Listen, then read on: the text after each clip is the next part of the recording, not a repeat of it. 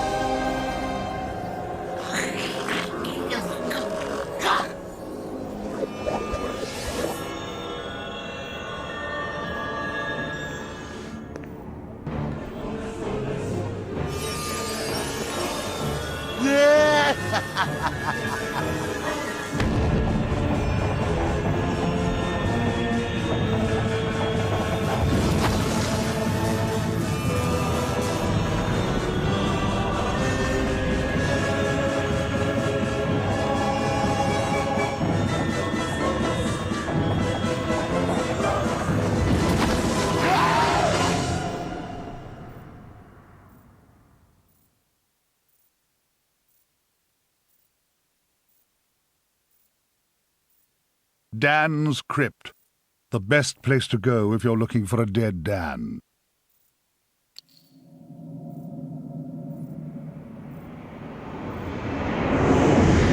Oi, you! Fortescue! At last! Come, get up! We got things to do!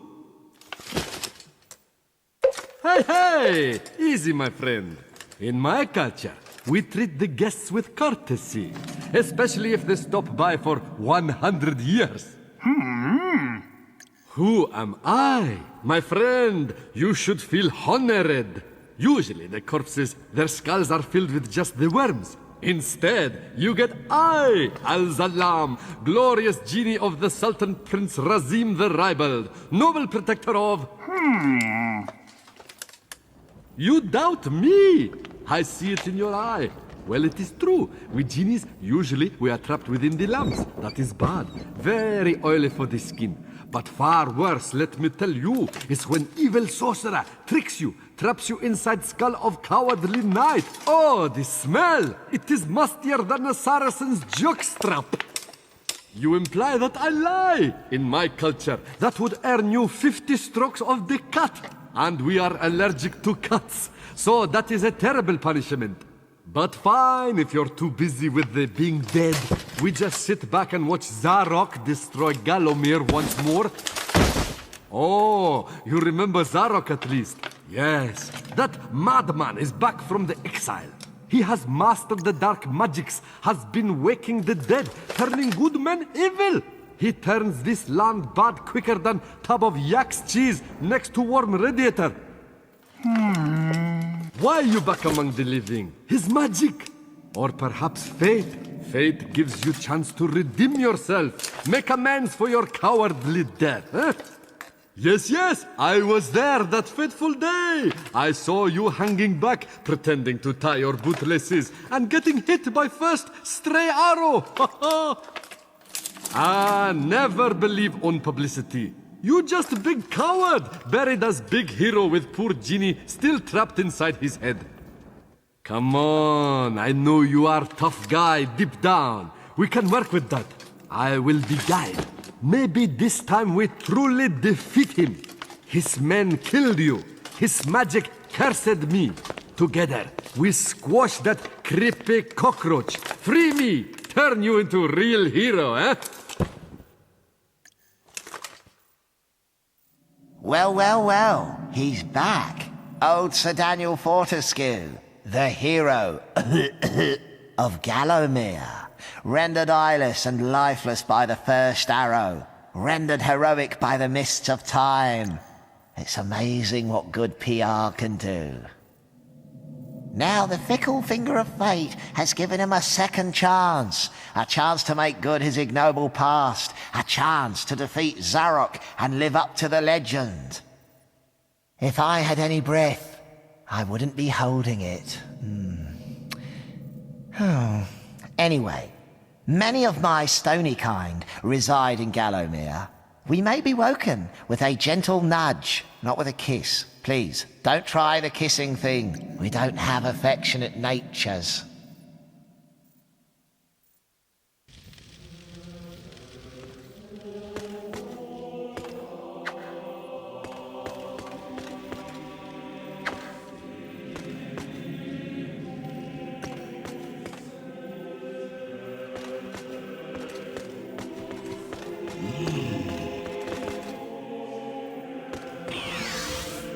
You got to study.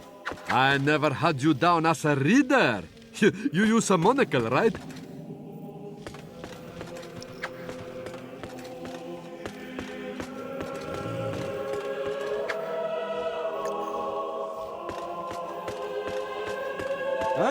A training room, eh? Nice decor. Early macabre.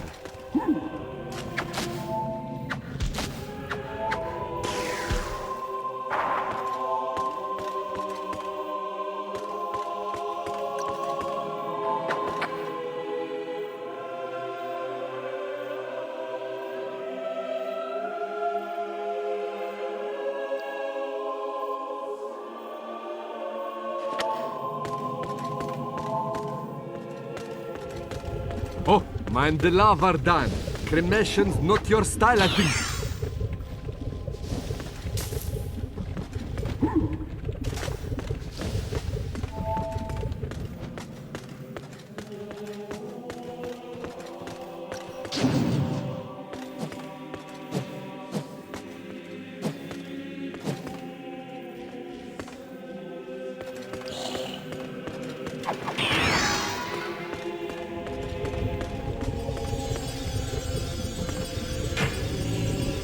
So, you're set on finding Zarok. The Master, as he likes us to call him, leaves a sulphurous green ether as he passes through the land. Seek out this whiffy trail, and you may be sure you're on the right track. Ah, a beautiful map of Gallowmere. This will help us get around the realm. The graveyard.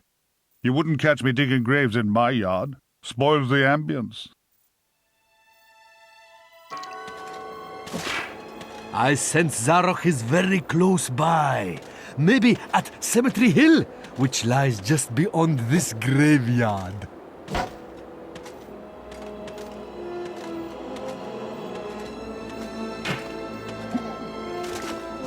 Ah, real shiny stabby sword. Let's try it out.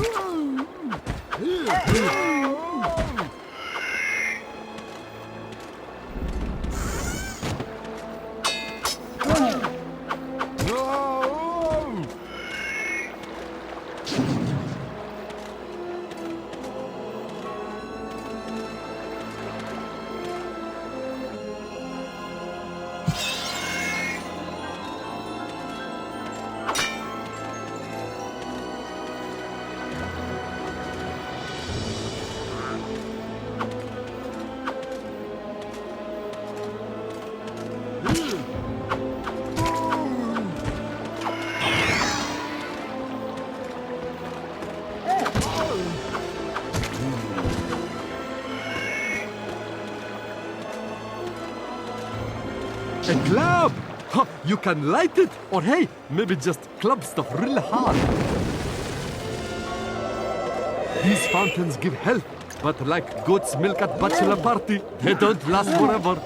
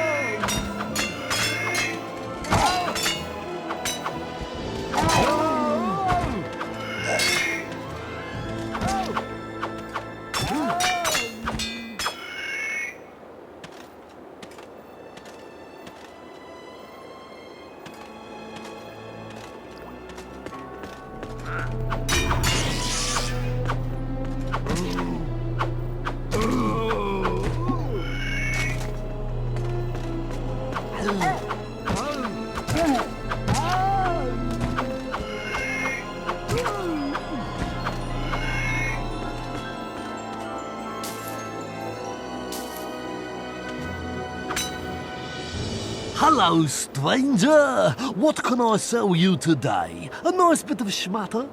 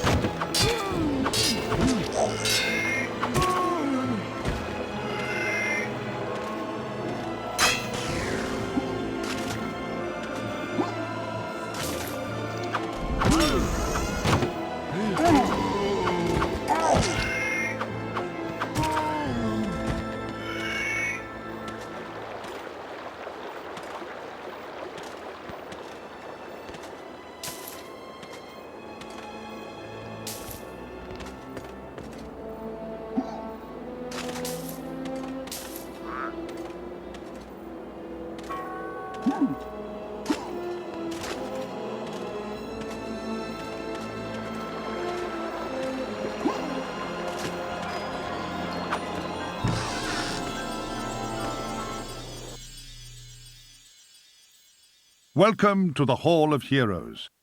I went to the Hall of Zeros once. It's quite dull, but at least they don't all make chicken noises when your back's turned.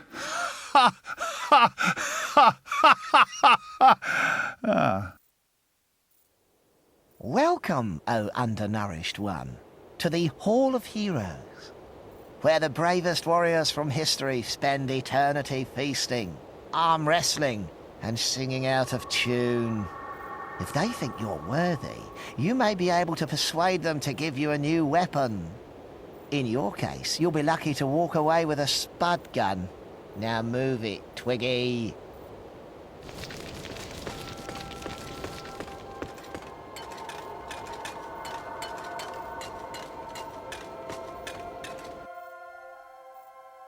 Captain Fortescue, does the battle go well? A temporary setback, I'm sure, sire. Gosh, they were merry times, slapping our thighs, downing beakers of bitter shandy, and the battles, ooh, they were fun too. How I wish I could help you in some way now. But hold! Oh, you could take my crossbow. I used it at the Battle of Gallowmere. After you were slain, I shot Zarok's champion, Lord Cardok, a clean kill, sir. Right through the eye, at some 300 yards. Not that there's anything clever about shooting someone in the eye, sir.